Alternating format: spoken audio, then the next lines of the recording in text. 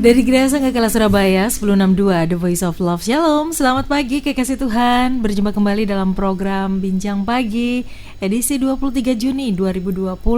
Hingga tuntas kebersamaan kita pukul 9 nanti saya mengajak kekasih Tuhan untuk belajar bersama, bertumbuh dalam kebenaran firman Tuhan. Kita belajar bagaimana jurus-jurus menghadapi kehidupan ini berdasarkan firman Tuhan. Amin. Pendeta Feni Manopo dari Harvest Ministry siap berbagi dengan Anda. Selamat pagi Pak Feni. Selamat pagi Bayu. Apa kabar Pak? Luar biasa. Puji Tuhan. Terima kasih sudah mau ditembak. Ini baru ya penampilannya? Mungkin aja lebih bersih ya.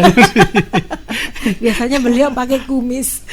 Hari ini dicukur bersih. Jadi kayak koko-koko. Oh gitu ya. Gimana? Ya masih pingin suasana yang baru aja ya. Orang biasanya pakai masker tuh cambangnya tumbuh, Bapak malah Gitu bersih ya. Jadi justru karena kemarin tuh kan karena dipakai masker terus dia tumbuhnya terlalu lebat gitu loh.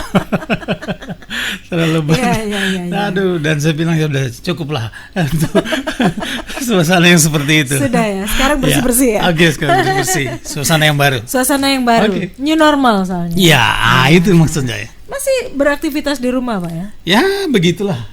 Masih suka bulu tangkis? Itu olahraga yang menjadi kesukaan. Masih rutin ya ketemu ya? Rutin. Oke. Kekasih Tuhan, Anda tidak boleh beralasan bahwa karena ada corona terus nggak olahraga gitu ya. Jangan. Tetap harus olahraga. Yang penting jaga protokol kesehatan. Betul, iya. Itu aja. Pak Feni pagi hari ini tertarik untuk mengambil satu topik perbincangan, pilihan yang baru. Apa yang dipilih ya? Dipilih gitu. Kenapa Pak tertarik dengan topik ini? Begini, dari beberapa bulan terakhir ini ya, suasana kita ini berada dalam keadaan yang serba kaget. Iya kan? Terkaget-kaget ya. Loh kok gini? Saya bilang serba kaget. Ya mungkin bahasa kerennya surprise. Tapi surprise-nya yang saya bilang tidak menyenangkan. Ada yang menyenangkan gitu ya. Ada juga yang menyenangkan gitu ya. Ya, jadi dalam situasi-situasi yang seperti ini, ketika kita berada dalam keadaan yang serba mengagetkan dan dikagetkan, ada apa dan mengapa gitu ya. Nah, saya pikir kita perlu berespon dengan respon yang baik. Karena ketika kita salah dalam merespon sesuatu yang ada di depan kita, kita akan berada dalam keadaan yang saya katakan ya mungkin tanda petiknya berbahaya gitu. Kenapa? Satu pilihan diperhadapkan kepada kita ketika kita tidak bisa atau tidak mampu mengelola dan memberikan respon yang baik atau pilihan yang baik, apalagi sesuatu yang baru, ya maka saya bilang kita akan mengulang sesuatu yang mungkin namanya kegagalan dan kegagalan. Dan itu berulang ya. Dan akan berulang. Sementara dia. Kan ada pepatah bilang keledai pun tidak akan mungkin jatuh di lubang yang sama. Di lubang yang sama. Kalau dia jatuh itu namanya bebal. Justru karena itu. Oke. Dan itu dipengaruhi oleh pilihan ya. Pilihan. Kekasih Tuhan, apa yang harus dipilih hari ini?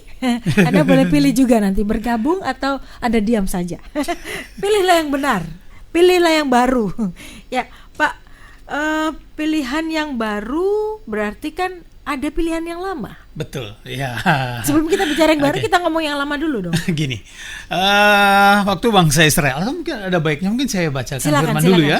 Sebab segala sesuatu yang kita kerjakan yang atas nama Tuhan dan di dalam Tuhan harus juga berdasar karena Tuhan, ya kan?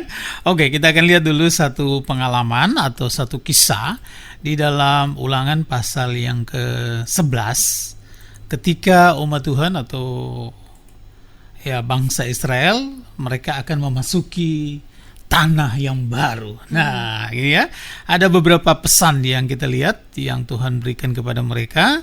Saya coba baca dari ayat yang ke-8. Dikatakan begini.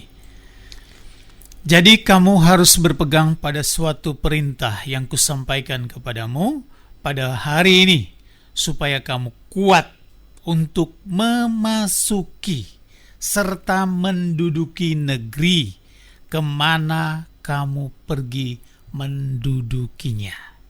Dan supaya lanjut umurmu di tanah yang dijanjikan Tuhan dengan sumpah kepada nenek moyangmu untuk memberikannya kepada mereka dan kepada keturunan mereka, suatu negeri yang berlimpah-limpah susu dan madunya.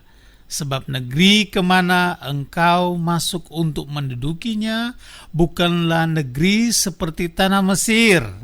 Kenapa dibilang bukan seperti tanah Mesir? Di Mesir itu ada satu sungai yang sangat terkenal.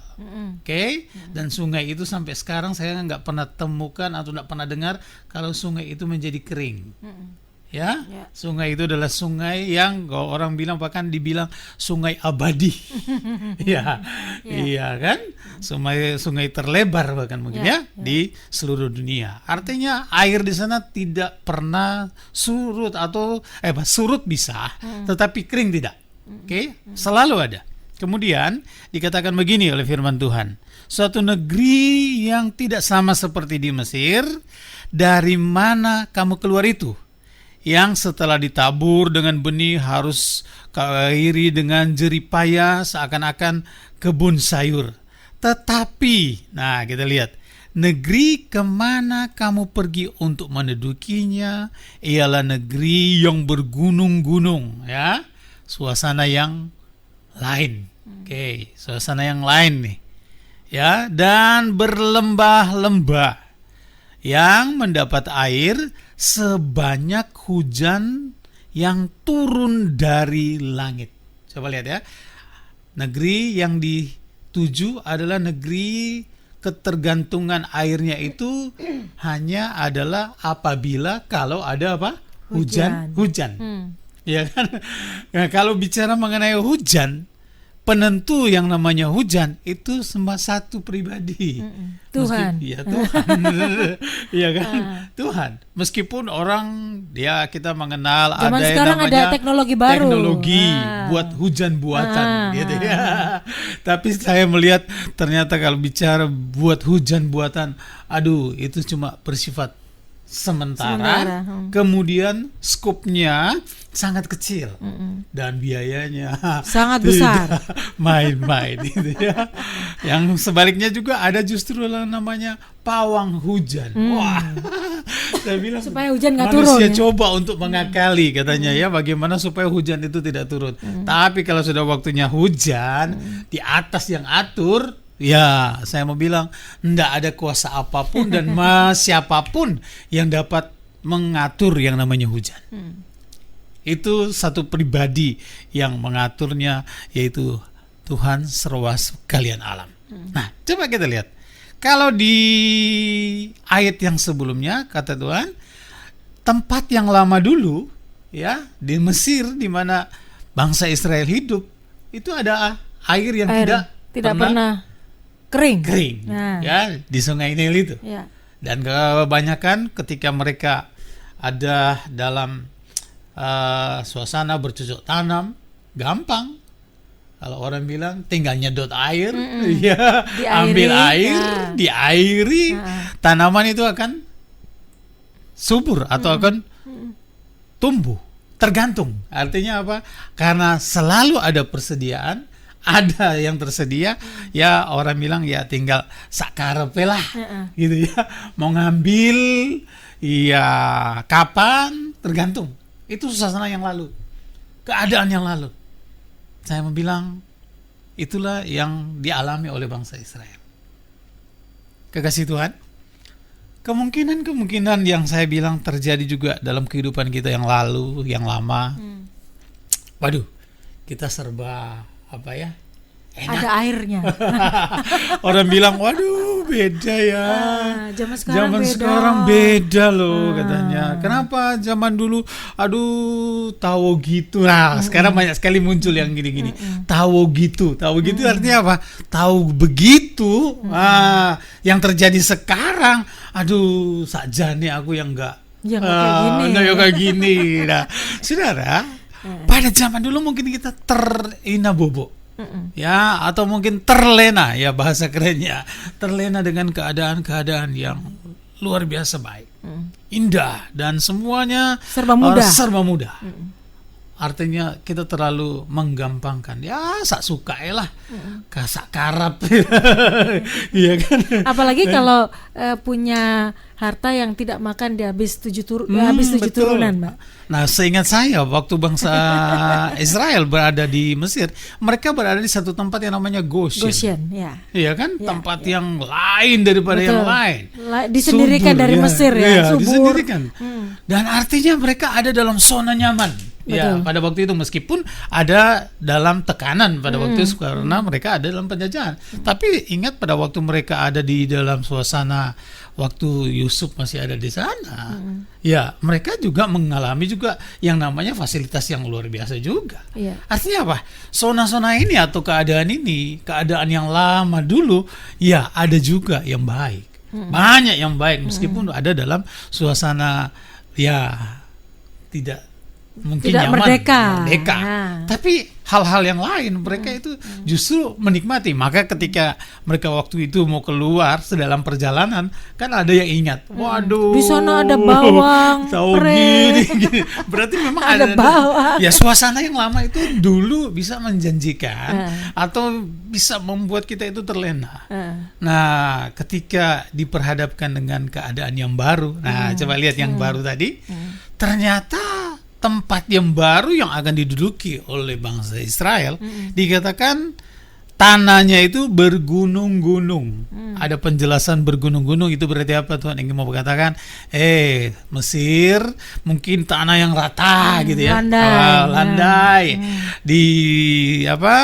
aliri dengan sungai dan pinggir-pinggirnya itu tepian sungainya itu subur. Ya, anugerah Tuhan beberapa, udah lupa deh. Mungkin belasan tahun lalu saya di Mesir. Ya, melihat memang ketika ada di Mesir, wow, asik juga ya di atas sungai Nil itu ya. Memang benar. Pada saat itu ya, lihat wow, subur memang ya. Tapi saya bilang ketika mereka berada di tempat yang baru, yang Tuhan bilang negeri itu bergunung-gunung dan satu suasana yang berbeda. Berlembah-lembah. Berlembah-lembah. Ini yang saya bilang yang paling baru yaitu ini. Dikatakan negeri itu tergantung hujan atau airnya itu kalau Tuhan kirimkan hujan. Kalau Tuhan kirimkan hujan. Artinya apa? Saya ingin mau berkata bahwa keadaan yang baru yang akan ditempati oleh bangsa Israel pada saat itu adalah keadaan yang betul-betul suasananya baru, keadaan yang baru, dan hanya betul-betul bergantung kepada Tuhan Sang Pencipta, yang mengatur datangnya hujan, yang mengatur datangnya panas, dan semuanya keadaan yang berbeda dengan masa-masa yang lalu. Tapi tidak berhenti di situ kan Pak? Ayat selanjutnya negeri yang dipelihara oleh Tuhan. Ini justru yang kita harus perlu perhatikan. Di keadaan yang sangat bergantung kepada Tuhan ini ada satu jaminan. Ada satu jaminan di situ. Ternyata betul-betul negeri itu adalah negeri yang dipelihara oleh Tuhan. Tapi nanti kita akan lihat ada pesan yang di atas daripada ayat itu. Yang mungkin kekasih Tuhan agak terlewatkan tadi. Ada pesan yang ada syaratnya, syarat yang ada ketika kita akan memasuki keadaan yang baru itu tadi. Pak, kalau bangsa Israel masa itu kan mereka nyaman ya, ada di Goshen yang ada di Mesir itu ya. Semua disediakan walaupun mereka ada dalam penjajahan Mesir. Nah, ketika Tuhan janjikan negeri yang baru dengan suasana baru, dengan kondisi geografis yang berbeda, kemudian bergantung sepenuhnya hanya kepada Tuhan, itu bagi bangsa Israel mungkin nggak nyaman. Kata tidak nyaman ini seringkali disebutkan di masa-masa sekarang. Gak nyaman Pak, mesti pakai masker, mesti pakai berjauhan, mesti cuci tangan. Kita ini 1 meter ya? 1 meter lebih. Mesti gak boleh salaman. Ya, situasi-situasi yang tidak nyaman, saya garis bawahi kata tidak nyaman ya, seringkali itu membuat kita untuk enggan berpindah dari tempat yang nyaman. Nah, kalau bangsa Mesir itu kan apa ya istilahnya, dipaksa Tuhan untuk keluar ya. Bangsa Israel maksudnya. Bangsa Israel ya. Dipaksa Tuhan untuk keluar. Itu kayaknya sama dengan kondisi ini. Kita dipaksa ini, Pak. Kita nggak mau loh ini melewati masa pandemi. Saya pernah bilang di satu ya mungkin status saya bilang kita berada dalam keadaan yang terpaksa dan memaksa. Terpaksa dan memaksa ya. Ya. Dan itu tidak nyaman. Tidak nyaman. Tapi saya mau bilang pada waktu ya, ingat ya, satu pribadi dalam Alkitab, orang ini tidak sering muncul. Tapi apa yang dia lakukan itu meskipun dalam keadaan yang dipaksa karena memang terpaksa, tapi menjadi satu sejarah yang luar biasa. Pernah tahu siapa pribadi Pak? itu? Siapa? Yaitu satu pribadi ketika Tuhan Yesus mau disalib, ya kan? Kemudian ada satu orang yang dari luar Simon kota, dari Kirene, ya kan? Dipaksa pikul salib. Dikatakan dia waktu dia ngelihat Yesus lagi memikul salib, dan orang yang pada saat itu menyaksikan, para prajurit Romawi lihat, loh ini ada orang ini mungkin gagah gitu ya, dikatakan, atau mungkin ya ngangguran atau kok nonton aja gitu ya. Dikatakan apa? Dipaksa. Betul-betul di kalimat itu mereka memaksa dia untuk memikulkan salib daripada Tuhan Yesus. Tapi saya bilang luar biasa loh. Apa yang dilakukan oleh Simon ini mungkin dalam keadaan yang sangat, ya mungkin tidak enak pada waktu itu. Dia terpaksa melakukan itu karena memang dipaksa. Ya. Mungkin pada waktu dia memikul salib itu dia bilang, aduh, tahu gitu marah-marah mungkin ya. Tapi saya mau bilang dalam kisah ini bahwa meskipun satu momen saja yang dilakukan oleh orang ini dalam keadaan yang mungkin kita nggak tahu ya, situasi dia dongkol atau tidak enak hati karena memang dipaksa, jengkel, iya. Tapi karena karena ada kaitan dengan Tuhan, sekali lagi ada kaitan dengan Tuhan Yesus, maka apa yang dilakukan oleh orang ini menjadi hal yang luar biasa dan dicatat dalam Alkitab. Firman Tuhan. Sejarah loh ini. Sejarah yang saya bilang ini luar biasa. Ya. Ini pilihan. Ya. Dia melakukan apa dengan sukacita atau responnya tidak kembali menentukan ya. Menentukan. Okay. Sayang kita tidak dapat penjelasan ya. Bagaimana waktu dia memikul salib itu. Ya. Tapi ada di kitab lain dijelaskan keturunan Kirene ini jadi orang dari orang-orang yang baik loh. Orang yang baik. Dalam Kisah Rasul jadi itu dicatat. Jadi orang yang melayani Tuhan. Betul. Kalau tidak salah ingat kayaknya salah satu menjadi orang penting di daerah Afrika. Betul. Ya. Jadi saya mau kasih tahu bahwa ada kalanya ketika kita berada dalam situasi yang sangat memaksa kita karena memang keadaan terpaksa dan mungkin tidak enak di hati kita. Tapi ingat baik-baik, kalau kita lakukan itu dalam ketaatan, apalagi ya saya pakai istilah apalagi berurusan dengan Tuhan kita, ada kaitan dengan nama Tuhan. Saya mau kasih tahu kepada kekasih Tuhan, maka ada satu jaminan mulia di waktu yang akan datang. Yang Tuhan sudah bilang, negeri itu dipelihara. Ya kan? Dipelihara oleh Tuhan. Nah, kekasih Tuhan, inilah suasana yang saya bilang keadaan yang lama yang pernah dialami oleh bangsa Israel. Kemungkinan juga keadaan sedang yang kita lama, alami. yang lama inilah yang kita sementara hadapi di saat-saat ini. Ya, kita diperhadapkan dengan keadaan yang baru sekarang dan kita terkaget-kaget. Loh, biasanya kok begini dan lain sebagainya. Ya. Kekasih Tuhan, mungkin situasi dan kondisi yang Anda hadapi bukan hanya karena pandemi ya. Mungkin Anda dipaksa menghadapi situasi yang Anda tidak suka karena perbuatan orang lain kepada diri Anda, atau mungkin Anda kena tipu. Kan itu dipaksa kan, nggak ada yang mau kena tipu kan Pak ya. Atau Anda mungkin mengalami kondisi yang terpuruk karena perbuatan orang lain. Itu kondisi real yang harus kita hadapi. Nah, bagaimana kita harus meresponi dengan benar keadaan atau situasi yang sedang kita hadapi hari-hari ini? Entah itu karena pandemi, entah itu karena perbuatan orang lain yang tidak bertanggung jawab terhadap kita. Kekasih Tuhan, kita harus berespon dengan benar. Bagaimana respon yang benar? Sabar dulu, kami akan perbincangkan sesaat lagi.